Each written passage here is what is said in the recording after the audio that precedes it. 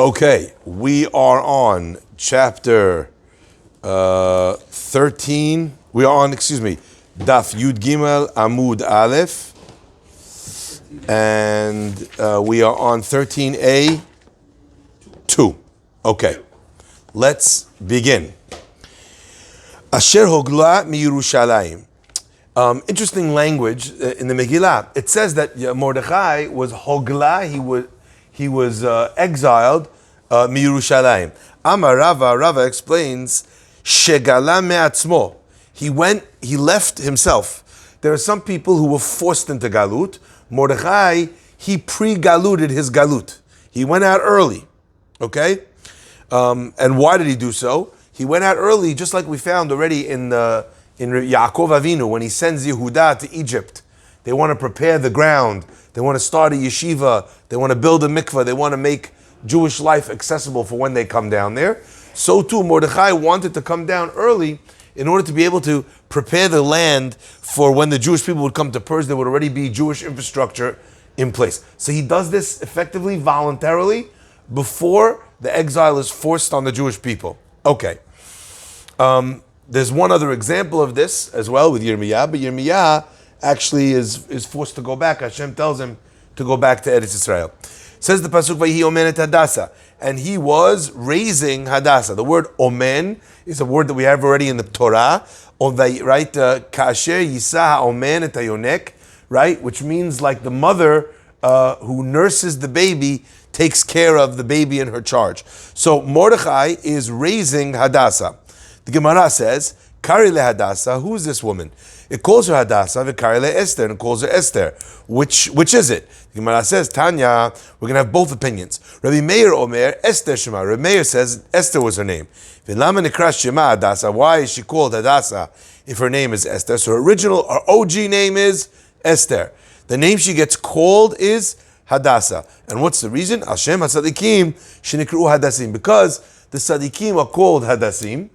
And since the Tzadikim are called Hadassim and she was a Tzadiket, so she's given the name Hadassah. Just to point this out, if you ever check into a Ketubah or a Chas v'Shalom, Bar Minan, a get, you'll see that we write the names, let's say in our community, the guy's name is Shlomo Dimitkiri, that he's called Sam. Okay, Rachamim is it? Mm-hmm. Rachamim, and his Dimitkiri that's called Ray. Yaakov, Dimitkiri, Jack, with a gimel and a little squishy on the top. No one knows what that title is, right? And then a kuf, right? So now what does that mean? In order to say that this is the person's name, but the name that he's called by people is such. So it's like a nickname, okay? So we write Dimitkari that's called, or Hamikune, which has a nickname of X. So that's, for the sake of identification purposes, we want to make sure that not only do we have their given name, but also their called name. All right? Now. Why'd you just, you didn't skip over it, but like, we just brushed right through it. Mordechai exiled himself from Israel. Is that a big deal? I explained that he left early in order to prepare the land. Prep the land, yeah. Wasn't exiled in a bad way. That means that he knew the Jews were going to come down to Persia. If they would come to Persia and there was no Jewish infrastructure, no mikveh, no school, no shul, no nothing, so the Jewish people would find it very difficult to be Jewish in that place. So Mordechai went ahead and he set up the place, okay? Got it. Okay, carrying on. So the first opinion says there are two names that are given in the Megillah. What was her original name? Original name was Esther. What was the name she was given afterwards? Hadassah. Why? Because that's the name of the Tzadikim. The Gemara proves that Hadassim is a name that we give to Tzadikim. V'chenu omer, as it says, v'hu omed ben ha'hadassim. And he was standing amongst the Hadassim. Who's it talking about? Standing amongst the Hadassim. It's talking about how HaKadosh Baruch Hu was standing with who? With Hananiah, Mishael, and Azariah. There were three of them that went into the oven of fire in order to not bow down to the idol of Nebuchadnezzar. So they are called Hadassim. So since Tzadikim are called Hadassim, therefore we call her also Hadassah. Now, I always found this very difficult. There are other names that the Tzadikim are called. Right? Tzadik, Katamar Yifrach. Tamar. Ke'erez b'advarim yizkeh. Eres. Why? She's a tzaddiket. So we found a place that a tzaddik is called that, Hadassim. Now we're going to call Esther Hadassah. Second question. Tzaddikim. We all know that the 4 minim, right, represent 4 stages of observance. The lulav, which is from the palm tree, it has taste but no smell. Hadassim have smell but no taste. Etrog has taste and smell. And aravot have no taste, no smell. What does it represent? It represents a person who has Torah but no mitzvot, mitzvot but no Torah, mitzvot and Torah, or no mitzvot, no Torah. Which one has both? Etrog. So out of the 4 species, which one is a tzaddik? Etrog. Now you're telling me the Hadassim. It just smells good. Because it affects the people around them by the smell. The Etrog has both. So I think that there's a beautiful chidush over here. One of the halachot of the Hadassim, which is one of the hard parts of checking Hadassim, is that if you look at the branch, okay, the branch has 3 leaves coming out of it. The 3 leaves, the stem needs to be at the same place on the branch. So you shouldn't have one growing here, one growing here, and one growing there. You should rather have 1, 2, 3. Okay?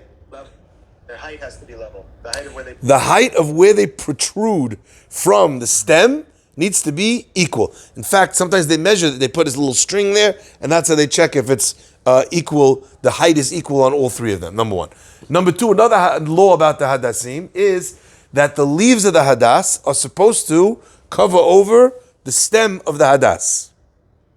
So in an ideal state, the way a Hadas is supposed to be is how? Where the leaves come out of the same place, and also where the leaves cover over the stem. Now they're supposed to be growing close enough together that it keeps covered, so you don't actually see the stem at all. Correct? Okay.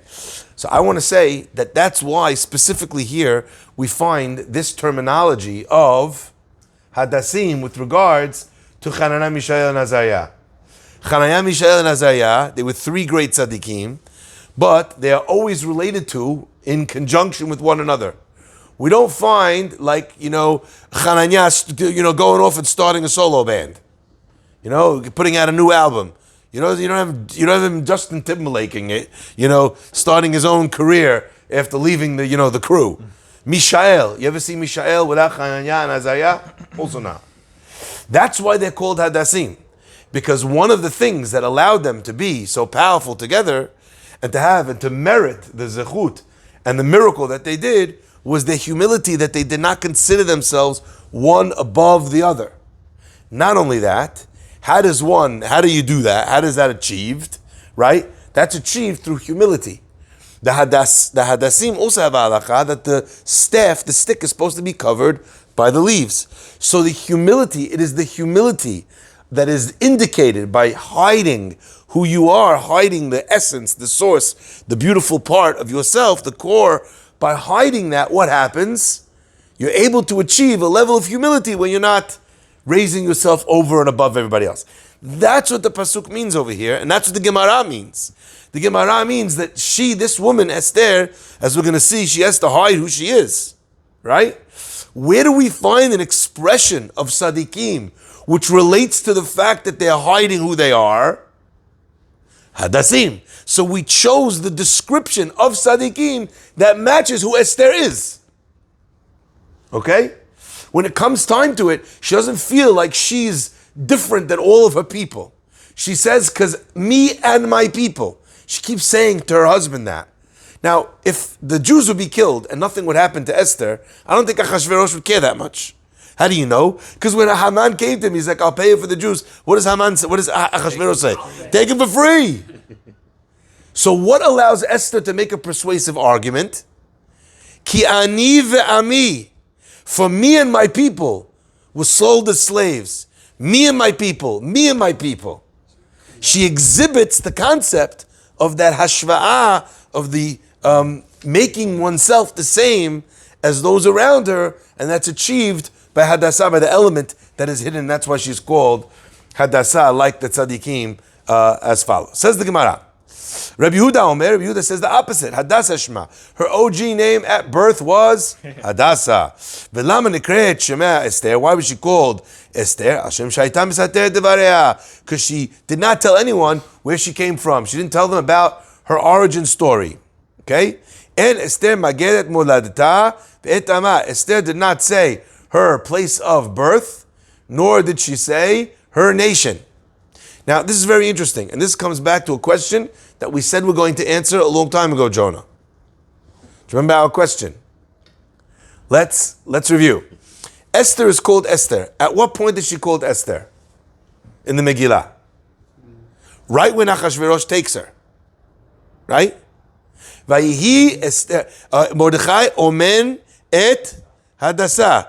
He Esther. So it tells us right away, from the beginning, that this is Esther, right? In the story where Achashverosh is looking for girls. At that point, had Haman passed the decree against the Jews yet? No. Why was she hiding her nation, her family, at that point in the story? What was the point? You said it. To hide at this point. You said it. They were already like low class, unappreciated. The opposite. There's no reason to hide. There's no reason to hide. Party and they went. Life was good. Yeah, what's going on? Why is Mordechai telling Esther to hide her nation, her background, at this point in the game? It doesn't make sense. I thought you already said once before. What did I say? That they were, it was still an anti-Semitic culture, but they were living amongst them. Let's say it was an anti-Semitic culture. So just have, that would have, if anything, increased the chances of things getting better for the Jews. What, now we have a Jewish queen. No. Right? If Haman had come out with the Gezerah, fine. You're trying to hide who you are. Yeah. But before that moment, it could only have been beneficial for the Jews. What reason would Mordechai have had to tell Esther not to say where she came from? You don't give your cards away that fast. So you hold close to the vest because you don't know what's going on. Yeah, but again, did you feel the need when you're dating to not tell the person what city you came from? What's your last name? I can't tell you. Gotta keep my cards close to my chest. What do you think she was in? The witness protection program? Yeah. Mordechai is known already. He's so what? No, I'm agreeing. Why are we covering it up? This is radical. Okay. There's one thing already at this point in the story we know about Achashverosh. What do we know about Achashverosh? Stable boy.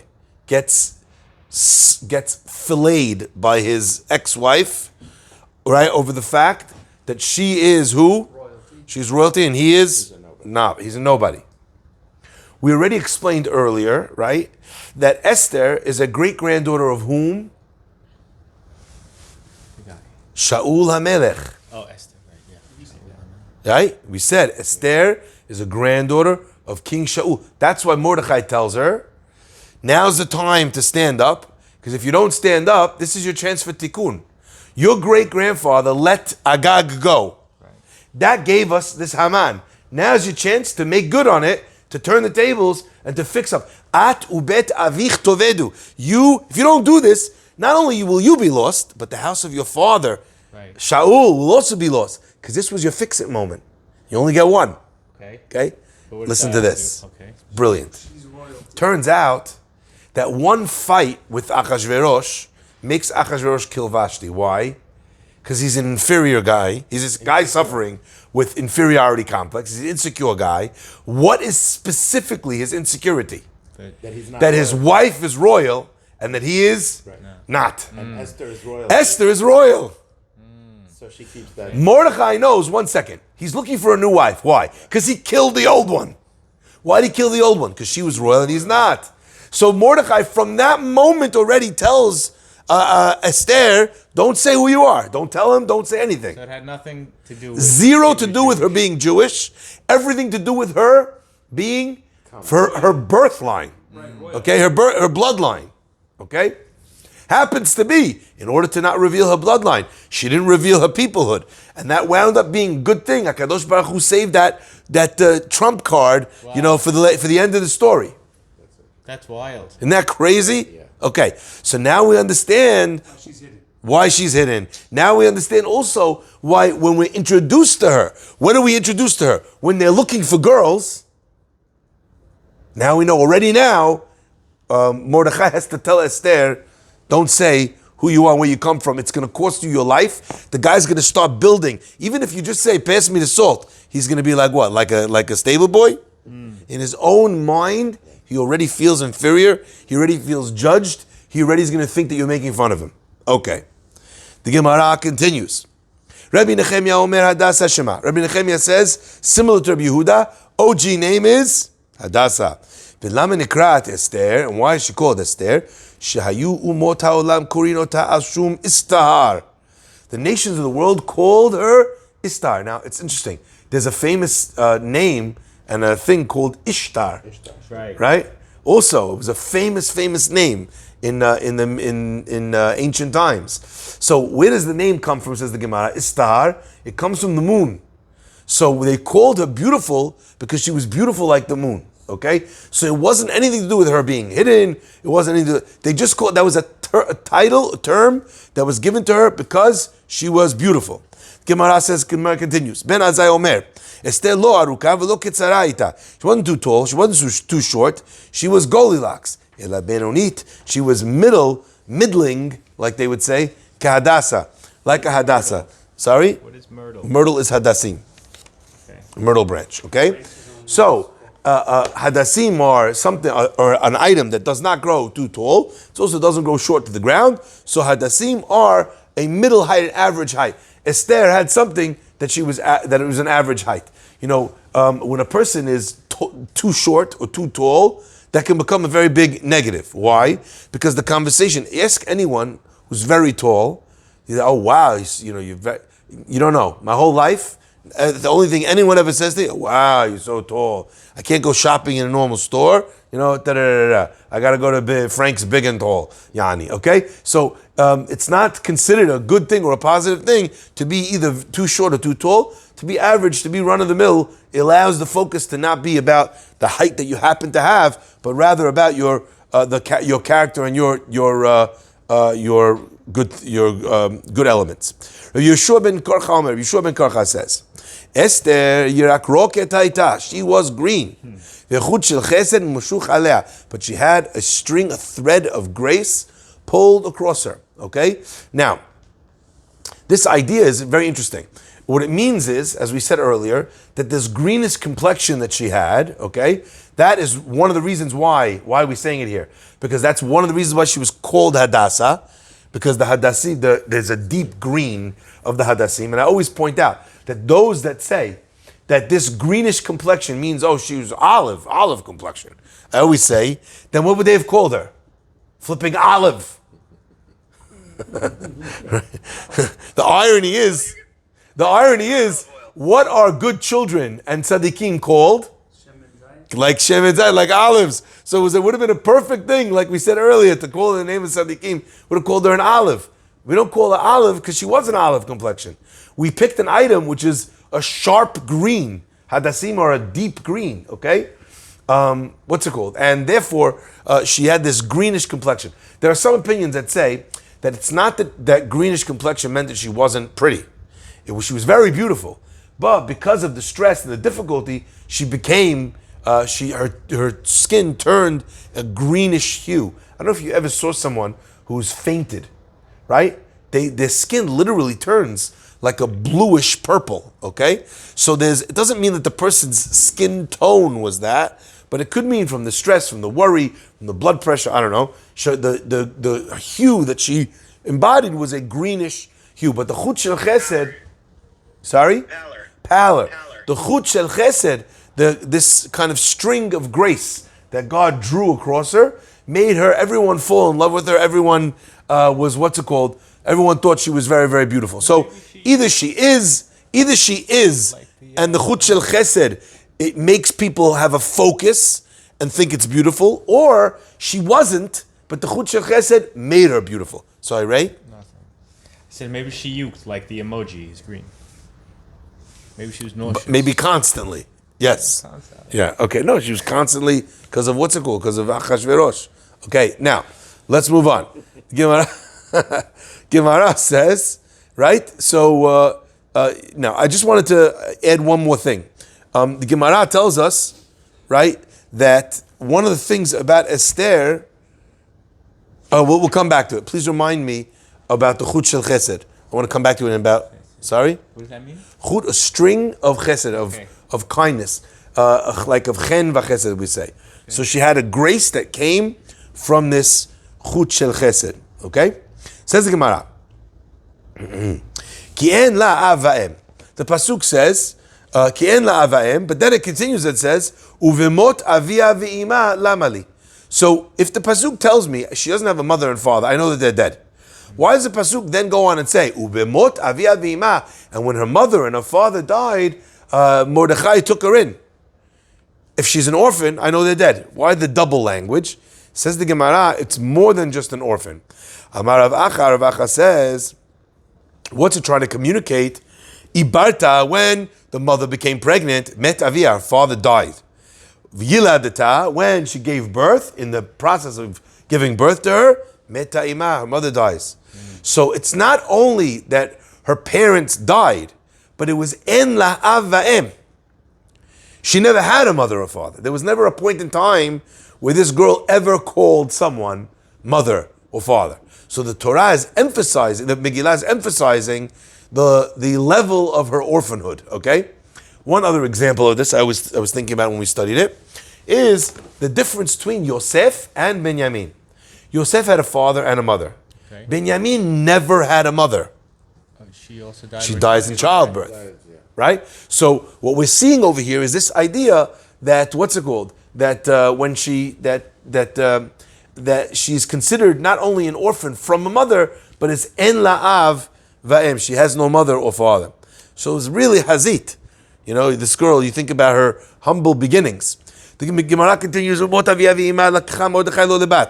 her father and mother passed away, Mordechai took her for a daughter. Tana, Mishum Rabbi Meir, the Mishnah says in the name of Rabbi Meir, Al tekri lebat ela lebet. Now, it doesn't say, right, the Megillah doesn't have nikudot, like the Torah. It can be read in any way. What does it mean? He took her lebat. It doesn't mean he took her as a daughter. It means he took her as lebet, as a house. It's very extreme, though. Sorry, what? I don't know. That he It married? doesn't fit. What doesn't It fit? doesn't fit the story. What doesn't fit the story? He's the uncle, no? Okay, yeah. Man, he takes So care of- Abraham also is Yeah, the uncle of he Sarah. takes his wife. Takes his niece who has no, at the time, remember also, people that did not get married were exposed. The women that didn't get married were exposed to outside men just grabbing them and taking advantage. So it was considered to be a very big kindness for an uncle to marry a niece in a difficult situation. So Mordechai, the Gemara says lebat, it could mean that he raised her as a little girl, or it could mean lebet, he raised her as a, what's it called? And she became his wife. Okay, he took her in as a wife. Doesn't mean he took her in as a child, it means he took her in as a wife. Okay? Now listen to this, because I think this is amazing. The Gemara now is going to prove this idea that the word bat is used to mean both daughter and wife. Where do we find it? The Gemara is now going to quote a conversation that happens between David HaMelech and Natan HaNavi. Yeah? Question? Yeah. Go ahead. Why did Esther go to the Ahashverosh ball? She had to. No. He gave. Forced. It was a force. Okay, Yeah. fine. And we'll see exactly in just a minute what that means in the pasuk and how that relates to these two opinions that we just saw, whether it was a daughter or his wife, okay? Now the Gemara is going to prove that the word bat can mean also a wife, not just a daughter. The Gemara is now cutting to a scene between David HaMelech and Natan HaNavi. So we're all familiar with the story with David HaMelech when he marries Bathsheba, correct? Anyway, Natan HaNavi comes to David HaMelech and he wants to make David HaMelech understand that what he's done is not right, okay? Now, the Gemara says that strictly understanding what David HaMelech did was not wrong. He didn't do a sin, David. But for someone on his level to do what he did was not right. Now, Natan is presenting it to him in a way where David will realize already himself that what he did was not appropriate for his level. So he tells him, listen, I have a question for you, King. King says, sure. He goes, okay, there's this guy, poor guy, lives next door to a rich guy.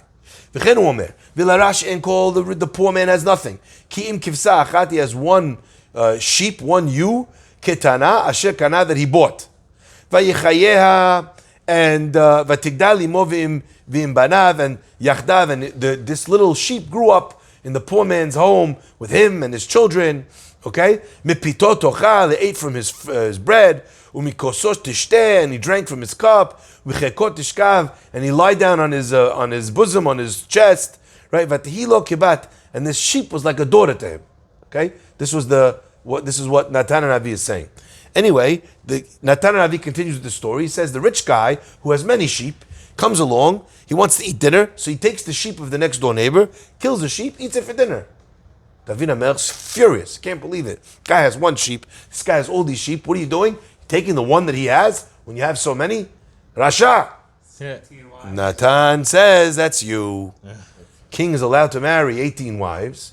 You have all these wives that you married. Now, this guy only had one, Bathsheba, and you took Bathsheba. Right? How can we do? It's not right. David HaMelech instantly says, Chatati, I sinned. And he does teshuvah. That's what differentiates David HaMelech from Shaul. Right. That when Shaul is told, you made a mistake, Shaul says, no, this, that. David HaMelech recognizes immediately, and he says, you're right, Chatati. Now listen to this, because this is very, very important, okay? Does he divorce her? Sorry? Does he divorce her when he says Chatati, or that's the... No, because as we said, he didn't make a mistake in taking her. But when he says Chatati, The mistake was that he didn't have compassion in the way that this was done. That was his mistake. This guy, Uriah Achiti, he was chayav mita. Okay? He deserved the death penalty, Gemara says. So what does David HaMelech do? He sends him to his death penalty. Okay? The guy gets his death penalty. His wife is now a widow. David HaMelech is allowed to marry her. Okay? Well, what's wrong? So chatati is that, how do you not see that there should have been more compassion in this, About the guy that in the story, in your story? we're going back to the same thing, that he had to die. Uriah had to die, correct. die. But again, that's not relevant to the way that David approached the situation. David didn't see anything wrong with taking Bathsheba, and Natan Hanavi was saying, look, at the end of the day, the fact that you have so much and someone else has so little, for you to even want what they have and not be happy with what you have, that's a chisaron. When he was with her, Yeah. the husband, the ex-husband, was alive or no? No. He sent Died. his death. That's it. Die. That's not the point. The point is in He had a the conflict of approach. interest. He had a conflict of interest. In the approach, maybe, perhaps. The Gemara says if a person says David chata ena ela to'eh, he's making a mistake. But the point is that's not the point. What we're trying to illustrate over here is that Natan Hanavi allowed him to see that on his own level that was something that was not right. David HaMelech says about himself, chatati. Okay, now what do we find over there? Says the Gemara. Hold on. Now, if in the mashal, in this parable, he's saying that this guy the next door neighbor, what does he got? He has one sheep. Okay, and it was vatihilo kibat. It was like a daughter to him. Now, previously, what did it say about this daughter? Eats from his plate, drinks from his cup, also lies down on his chest. That's a super awkward relationship between a father and a daughter. Okay? So, mishum de becheko tishkav havit lekibat.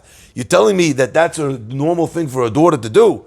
To lie on her father? No. Ela kibait. It means, like the same thing, kibat means kibait, like his wife. Okay? Hachinami lebait. Also over here, it means his wife. So Esther becomes the wife of Mordechai. And we'll see exactly one more time, just in a minute, why that's important. Okay, now the commentators ask, you see in the notes on the bottom, that okay, now in the end of the day, if it was his wife, so then why doesn't the Megillah write it? Why are you giving me the runaround? Also, you have to be Esther about her being his wife. It couldn't have been known that Esther was Mordechai's No, wife. but it's not written in real time. It was written after the whole story's over. Right, That's I'm not saying what this is the fact So that the notes say that the text is written while Achashverosh is still alive. Right. So Achashverosh is still married to Esther, right? If Esther, it's not that they had to hide it from Achashverosh. It's just not a thing that you want to put out in the public when the king is so sensitive about his image. right? So they tried to make it that it would be something that if you knew Torah, you'd be able to understand it. But if you didn't know Torah, we're not going to point it out. Okay, we're not going to make it that the Persian king will be able to see it and turn him against the Jews. Yes, But this whole discussion happened after. everything is discussed after the fact. I understand. So then they're coming to these conclusions after the fact. Who is? The rabbi's discussing. The Gemara is telling you that this is what we know. This is the tradition we have about Esther. No, they're giving you two different opinions. In the words of the Megillah. So the Megillah says kibat. Either he raised her like his child or he married her. Those are the two different opinions in the Gemara over what that word means. And the Gemara proves that the word kibat can mean that because we have another place where it also means that. Okay? Okay. Next. Let's I just want to finish till the next page. And then sorry? Yeah, we're not there yet. In just a second, okay? The Gemara says, "Ve'et sheva ne'arot," and the seven maids that are given to her from the king. Amar Rava, Shaita moneh bahen yemei Shabbat. Esther, she called each one of them another day. Yor Rishon, Sheni, Shelishi. She gave them names. And that way, when she called the maids, she would be able to remember what day it was, so that she could secretly keep Shabbat even in the palace of the king. V'yishaneat ve'et narotea, says the pasuk, and he changed her and the maidens, the servants that she had. What does it mean? Vayishaneha, that he changed her. What did he do differently for them? Amarav shechila ma'achal Yehudi. He gave them Jewish kosher food. Ushmuel omer, and Shmuel says shehechilua kidale de chaziri. And Shmuel says that he fed them kidale de chaziri, pieces of pig. It doesn't say who's he. Sorry? Who is he? It just says, and he changed her and her maids. And then Because we're only cutting it in the middle of the pasuk. It's talking about the guy who was in charge of the women to bring to Achashverosh. Okay? And what did it say about her? It says that he changed for her.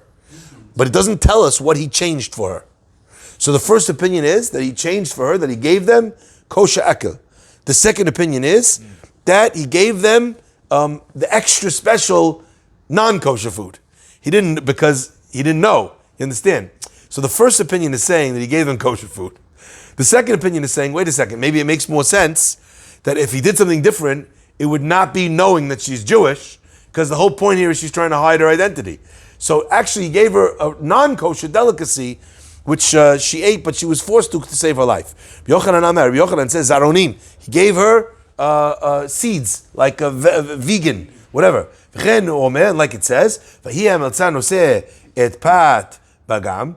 And it says also by the three tzaddikim we mentioned earlier, Daniel, Hananiah, Mishael, and Azariah, but right, he took their food, v'noten lahem zeronim, and he gave them these seeds, flaxseed or whatever, to be able to eat.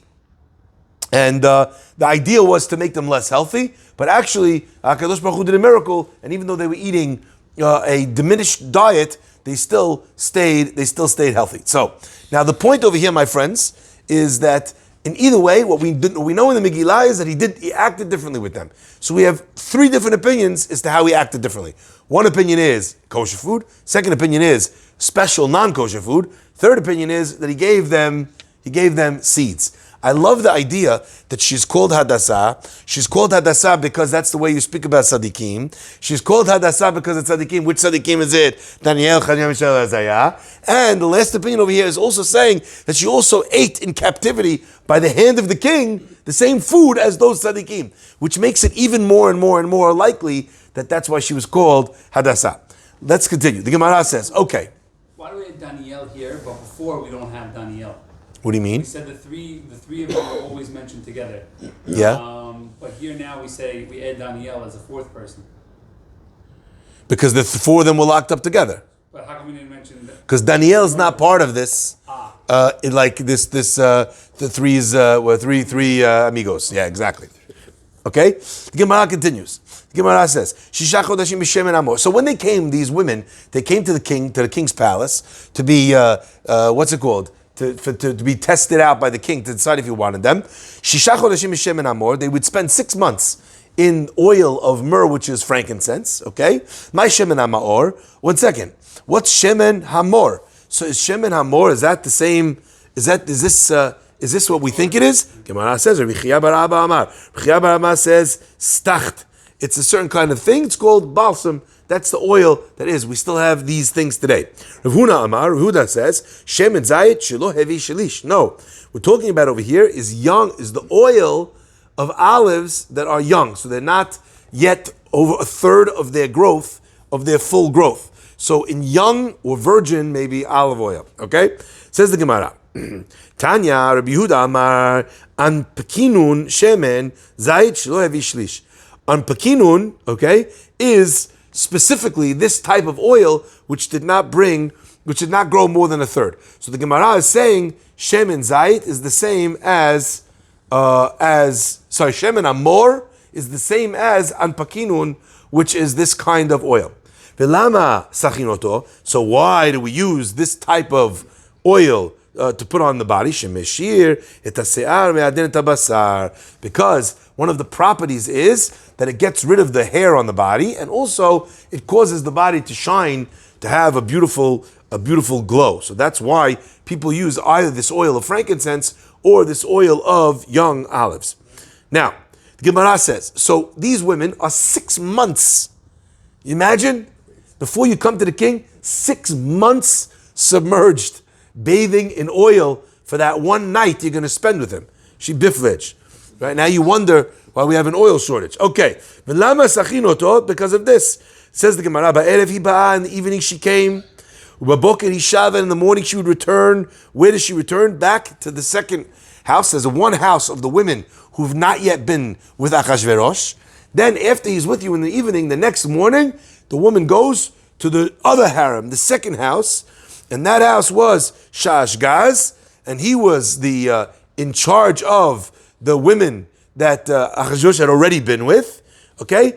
And at that point, she would not go back to the king, Ela v'nikre'a b'shem, unless he calls her by name. I guess he has like a journal where he writes down all the names of the girls, and he would decide who he wants back. Amar Rabbi Yochanan says, from, while we discuss all how horrible this person is, we also learn his praise. Because he would not have intimacy during the day, and as we know, that is one of the positive signs in the halakha is to reserve intimacy for the nighttime. The Gemara continues and says, and Esther found favor in the eyes of all who saw her. Chen is like a certain type of grace that a person has where people like them, they warm to you, they appreciate you. The Gemara says, Rabbi Elazar says, everyone, when they saw Esther, the Persians thought she was Persian, the Medes thought that she was Mede, the Greeks thought that she was Greek, the Romans thought that she was Roman. Everyone thought that Esther belonged to their people. Now, I just want to draw a few of these ideas back together, okay? One more time. One of the reasons why we said Hadassah is called Hadassah is because she is average. Green complexion. One of the reasons is we said, and Hashem brought Chut Shel Chesed, which made her desirable. Made people see her as beautiful. But another one that we saw is that they called her Esther because Esther stands for Ishtar. And what does Ishtar mean? The moon. She was beautiful like the moon. What is the primary feature of the moon? The moon does not have its own light. Why is the moon so brightly lit in the sky? It's reflecting the sun. The nature of Hadassah, which is Chut Shel Chesed, is that she reflects whoever's looking at her. Every person thought, oh my gosh, that she's for sure a Syrian G. She has that Syrian look. Other one, Egyptian, Lebanese. Everyone's claiming this woman. Now, what is this Chut Shel Chesed? Our rabbis tell us that God stretched upon her a Chut Shel Chesed from Hashem. HaKadosh Baruch Hu has obviously not any distinct personality or look, but HaKadosh Baruch Hu is all. Shema Yisrael Hashem Elokeinu Hashem Echad. What was the Chut Shel Chesed that was stretched across Esther's face, that she had the type of a look where every person recognized in it what they considered beautiful. Could you imagine? It's like something out of a Disney movie, a fairy tale. That this girl, no matter who you were, when you looked at her, you saw your dream girl. The girl that looked like your type of people. And what do we say about a person's place? You have a guy who grows up in Brooklyn, he loves Brooklyn. Brooklyn's filthy, Brooklyn's double parked, loves Brooklyn. Right? You have a guy who grew up in Deal, everything, guy from Brooklyn would hate to live in Deal. It's a ghost town, there's nobody there, there's no action, the whole city is asleep by 8:30 p.m. Guy who grows up in Deal loves that about Deal. What's that called in the language of the Gemara? Chen makom al yoshvea. The grace of a place is on the people who dwell in it. So the same chen that a person loves their country, their people, their look, okay? It was exactly what Esther presented to people, and that was the grace that she had in the eyes of every person, and that's why she was called Hadassah. We're going to pick up from here, Bezat Hashem, on Thursday. Guys, Azal Baruch. Thank you, Rabbi. So just speaking logistically, Yes. he took all the girls in the country, so there were no other girls for any. So we didn't get to that point yet. No, only took the supermodels. Oh. They went around. They looked for every beautiful virgin supermodel that they could find. That's only ones that were good enough, Yani, for Achashverosh. Okay. Now, for 6 months. sorry, They prepped for 6 months before they even merit. to come to his bedroom. Now, what's interesting is